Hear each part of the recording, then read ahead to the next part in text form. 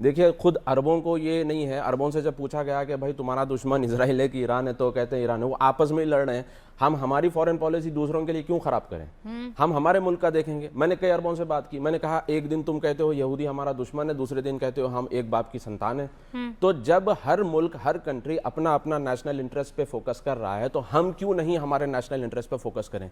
अगर हमारा benefit Iran से दोस्ती करने में है तो ठीक है, अगर इजराइल से दोस्ती करने में है तो ठीक है। तो जहां मुल्क का फायदा है, कंट्री का फायदा है, भारत का फायदा है, तो सारे देशवासियों को चाहिए कि हम उनके साथ रहें। यहाँ मैं इसलिए रोकूं क्यों, फिर उम्मा कहाँ गई? हाँ, उम्मा कहाँ गई? कहाँ गई उम्मा? सोमालिया में होता है, उम्मा खामोश है। अफगानिस्तान में होता है, उम्मा खामोश है। यमन में होता है, उम्मा खामोश है। सीरिया में होता है, उम्मा खामोश है। ईरान में होता है तो उम्मा जाग जाती है। गाजा में होता है तो उम्मा जाग जाती है। तो ये सिलेक्टिव आउटरीच जो है ना, ये उम्मा का जो है हमारे पास, इसको गौर करने की ज़रूरत है। हाँ, अच्छा, बहुत सारे जो हमारे दूसरे व्यूअर्स जो उर्दू से बहुत ज़्यादा ताल्लुक़ नहीं रखते, उनको बता दूं, उम्मा कोई अम्मी अम्मी नहीं है। उम्मा इज़ हम, मतलब जो कौम है, मुसलमान कौम, उसे उम्मा कहते हैं। यहाँ तहसीन भाई हैं, तहसीन भाई भी उम्मा के एक वो हैं। भाई, अफगानिस्तान पर तो ये उम्मा वाला दर्द आपका जागा नहीं?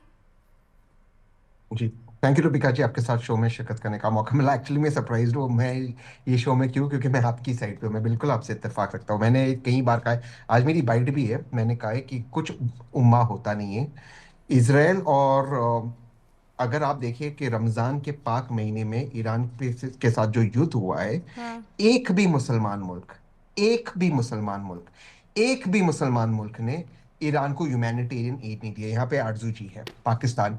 ये जो पाकिस्तान है, जिस मुल्क से मैं सख्त नफरत करता हूँ, ये मुल्क ने न्यूक्लियर वेपन कैसे बनाया? इसने कहा इस्लामिक परमाणु बॉम्ब बना रहे हम, ये इस्लामिक बॉम्ब होगा। ये सच है, रुबिका जी मेरी बात सुनिए। और सबसे ज्यादा इनको भीख किसने दिया? दो मुल्कों ने दी, सऊदी अरेबिया और लीबिया, गद्दाफी साहब ने। जब गद्दाफी साहब को मुसलमानों ने सड़क पे मारा, गद्दाफी साहब पे अटैक हुआ, ये पाकिस्तान जो है, ये बीच में नहीं आया। और जब ईरान के एक जनरल ने कहा कि अगर इसराइल दोबारा से, अगस्त के बाद दोबारा से हम पे हमला करेगा, तो पाकिस्तान हमारी मदद करेगा, इनके फाइनेंस मिनिस्टर और उनके डिफेंस मिनिस्टर उनके नेशनल असेंबली में खड़े होकर कहे, भाई पाकिस्तान अपना देखेगा, कोई ईरान की मदद नहीं करेगा। आज ये जो पाकिस्तान रोना रोता है ईरान के लिए, फेक रोना, ये रमजान के पाक महीने में अफगानिस्तान में एक अस्पताल को बम करता है। कोई मुसलमान उमा नहीं है। अजरबैजान जो एक शिया मुल्क है, वो हथियार खरीदता है इसराइल से। ये सच्चाई है। तो उम्मा कुछ नहीं है। जहां तक सवाल भारत का है, भारत मैं मानता हूं अपना उसको स्ट्रेटेजी अपनाना चाहिए, लेकिन मैं एक चीज से इत्तेफाक नहीं रखता हूं, जो अजीज भाई बिल्कुल सही कह रहे हो। जहां तक ईरान का सवाल है, क्यों भारत को ज्यादा प्रोएक्टिव, थोड़ा सा ज्यादा होना चाहिए था। क्योंकि इसमें क्या हुआ है कि अगर ईरान के स्काईज हमारे लिए बंद हो गए, हम सेंट्रल एशिया, अफगानिस्तान और रशिया को कैसे एक्सेस करेंगे? ईरान बहुत जरूरी है। एक दूसरी चीज मैं कहना चाहता हूं, अब जो दो टैंकर आए वगैरह चीज है, वो कब आए? जब आदरणीय प्रधानमंत्री खुद ईरान के राष्ट्रपति से बात की, तब भी दो टैंकर गैस के और एक टैंकर ऑयल के आ रहे। ये जो बात थी, ये फॉरेन मिनिस्ट्री के लेवल पर थी। हर चीज पे दो टैंकर के प्रधानमंत्री को और एक मुल्क के राष्ट्रपति को बात करने की जरूरत नहीं। तो यहां पर अजीज साहब सही है कि फॉरेन पॉलिसी में थोड़ी सी दिक्कत हुई है, लेकिन प्रधानमंत्री इसको रीसेट करेंगे, ये उम्मीद है। लेकिन जहां तक सवाल है उम्मा का, पाकिस्तान का, इस्लामिक यूनिट, ये कुछ नहीं होता। और पाकिस्तान ने मुसलमान मुल्कों को बेवकूफ बनाया न्यूक्लियर वेपन बनाते। इन्होंने भीख लिया है, गद्दाफी साहब से भीख लिया। आपने क्या किया? पाकिस्तान पर अटैक करके कांग्रेस की बात को एकदम ही दरकिनार कर दिया। नहीं, कांग्रेस कह रहा है कि पाकिस्तान को कंडेम करना के लिए चाहिए। नहीं करना चाहिए। नहीं, पर ये जो कांग्रेस के तमाम बड़े नेता ये जो कह रहे हैं कि हमें रिटर्न में लिख कर देना चाहिए कि हम फला के साथ हैं और हमें फला पर हमारा दिल बड़ा ऐसे कोई बड़े नेता नहीं कहा, कोई बड़े नेता नहीं कहा। कोई बड़े नेता मतलब आप थोड़े डिसाइड करेंगे बड़े नेता? पवन खेड़ा बड़े नेता नहीं है। पवन ने ये कहा, एक सेकंड, रमेश पवन ने ये कहा, नहीं, रमेश जी बड़े नेता नहीं है। नहीं, एक से कौन रमेश जी बड़े नेता नहीं है। पवन ने ये कहा है। एक सेकंड, रमेश जी बड़े नेता हैं कि नहीं है? आप जयराम की बात कर रहे हो? हाँ, जयराम, रमेश, जयराम की को मैंने पता नहीं। पवन ने ये कहा है, और पवन ने सही कहा है कि जो पाकिस्तान ने अटैक किया अफगानिस्तान पे, वर्तमान सरकार सही करी, उसको कंडेम करते। लेकिन जहां तक सवाल था ईरान का, यहां पर हम थोड़ा सा अनफेयर हो रहे।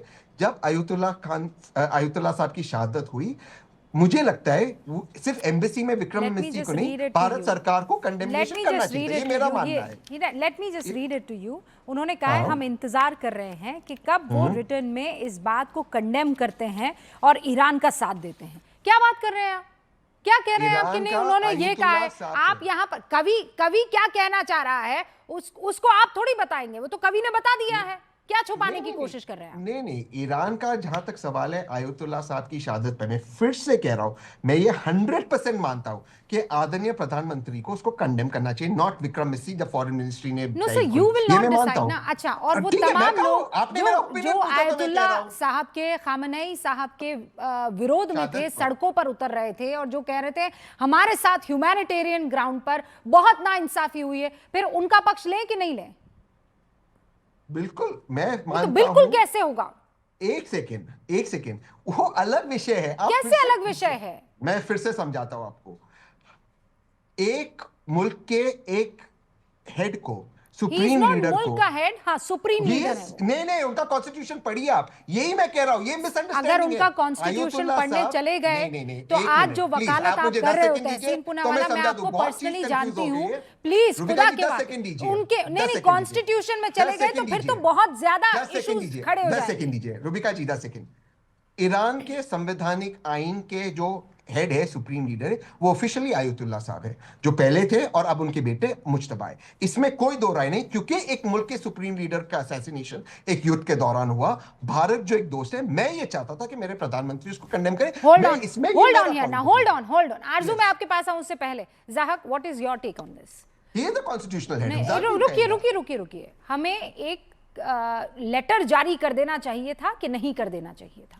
देखिए, खामेनी जी जो गुजर चुके हैं, उनका एक ट्वीट रहा है इंडिया के अगेंस्ट में, कश्मीर को लेके, मगर किसी पार्टी ने उसको कंडेम नहीं किया, ना किसी पार्टी ने उसको क्रिटिसाइज़ किया है। जब आज वो गुजर चुके हैं तो कह रहे हैं कि भाई उनकी शहादत पर, कोट एंड कोट शहादत पर जो है इंडिया को भी गम मनाना चाहिए, लिख कर देना चाहिए। इंडिया वो पुराना इंडिया नहीं है, इंडिया नया इंडिया है, स्ट्रेटेजिक अलाइनमेंट करता है हर कंट्री के साथ। अगर इजराइल के साथ उसका बेनिफिट है, और इजराइल वो कंट्री है जिसने इंडिया को हर टाइम डिफेंस में हेल्प की है, तो अगर इंडिया के डिफेंस में, सुरक्षा में इजराइल के साथ कोऑर्डिनेशन करने में इंडिया को फायदा है, India will go with Israel. अगर ईरान के साथ एलपीजी और गैस, आप अपने घर का देखेंगे ना, आप अपने घर का देखेंगे तहसीन पूनावाला। मैं इनसे एग्री करता हूं, लेकिन वही ट्वीट, मैं जैक से बिल्कुल एग्री करता हूं, in fact I like Jack a lot. वही ट्वीट के बाद यही सुप्रीम लीडर थे, जब लास्ट ईयर, जब जुलाई अगस्त में ईरान पे अटैक हुआ, इंडिया के लिए एक्सेप्शंस बनाते इंडियन स्टूडेंट्स को बाहर निकाला गया। वो सुप्रीम लीडर के साथ इंटरवेंशन हुआ था, उनका इंटरवेंशन हुआ था, ये वो भी जानते। तो देखिए, हर पहलू के कॉम्प्लेक्स इश्यूज होते। ये उस ट्वीट के बाद हमने रीच आउट किया था, उस ट्वीट के बाद इंडियंस के लिए एक एक्सेप्शन किया गया था। ओके, तो देखिए, फॉरेन पॉलिसी बहुत कॉम्प्लेक्स होती है। इट्स कॉम्प्लेक्स, तभी तो कह रहे हैं कि लिखित में क्यों देना है, सारी चीजों को ध्यान में रखकर चलना है ना, क्योंकि आप चाह रहे हैं आपकी अना को किसी तरह से सेटिस्फाई कर दिया जाए, विपक्ष की अना को, यानी ईगो को, इसीलिए जो वो कह रहे हैं वो कर देना चाहिए। तो इन साहब, इस पर आपका क्या कहना है?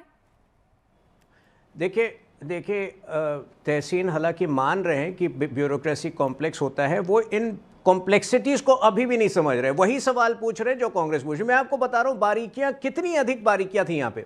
हमने एक ब्यूरोक्रेटिक कंडोलेंस पे किया, लेकिन हम पॉलिटिकल पोजीशन नहीं लेना चाहते थे, और हमारा कोई पॉलिटिकल पोजीशन नहीं है। इसीलिए जो है, अगर आप प्रधानमंत्री से एक्सपेक्ट कर रहे थे तो वो नहीं हुआ वो ट्वीट। दूसरी बात, जब ये डिमांड कर रहे थे कि कंडोलेंस होना चाहिए, अरे उसी समय तो कोची में हम शरण दे रहे थे ना उस जहाज को, उस टैंकर को, ईरान का, जिसको यूएस से खतरा था। तो हमने हमेशा दोनों से एंगेज किया है, लेकिन कांग्रेस को चाहिए एक रनिंग कमेंट्री, वो हम नहीं दे सकते इस सिचुएशन में, क्योंकि उससे देश को फायदा नहीं, हानि होती।